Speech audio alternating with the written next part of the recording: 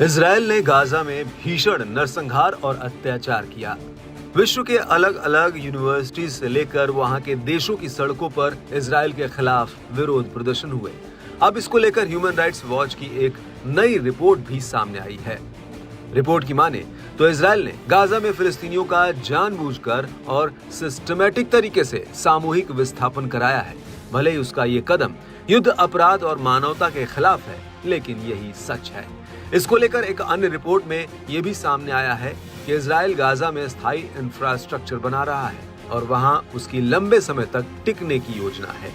America स्थित advocacy group द्वारा publish किए गए 154 पन्नों की एक रिपोर्ट में 13 महीने से भी अधिक समय से इजराइल द्वारा गाजा में की गई तबाही और विस्थापन के लिए लोगों को मजबूर करने के पीछे के कारणों की जानकारी दी गई है।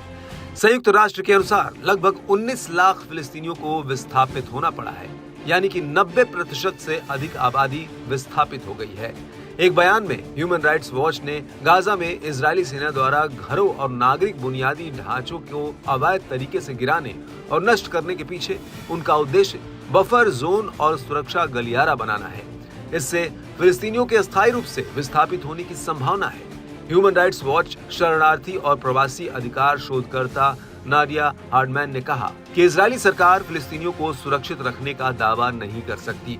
उनके मुताबिक जब वो उन्हें भागते हुए भी मारती है, सुरक्षित क्षेत्रों पर बमबारी करती है और उनके पास भोजन पानी नहीं पहुंचने देती है, ऐसी इजरायली सरकार से फिलिस्तीनियों की सुरक्षा की उम्मीद नहीं की जा सकती। इजराइल ने फिलिस्तीनियों के घर लौटने की गारंटी सुनिश्चित करने के अपने दायित्वों का साफ तौर पर उल्लंघन किया है। बड़े क्षेत्रों में लगभग हर चीज को नष्ट कर दिया है। इस रिपोर्ट के जवाब में गुरुवार को इजरायली सेना ने कहा कि वो अंतर्राष्ट्रीय कानून के प्रति प्रतिबद्ध है और उसी के मुताबिक काम करती है। इसके तहत वो नागरिकों को युद्ध से बचाने के लिए आदेश जारी करती है या सूचित करती है। इजरायली सेना का कहना है कि अंतर्राष्ट्रीय कानून के उल्लंघन से जुड़ी कोई भी रिपोर्ट और शिकायत इंटरनल रिव्यू बॉडी को भेजी जाती है। बीते एक साल में कई मानवाधिकार समूहों और संयुक्त राष्ट्र के जांचकर्ताओं ने इजराइल पर सैन्य आचरण का आरोप लगाया है, जो युद्ध अपराध के बराबर है। अपने ऊपर लगे युद्ध अपराध के आरोपों का खंडन करते हुए इजराइल ने हमास पर भी युद्ध अपराध का आरोप लगाया है।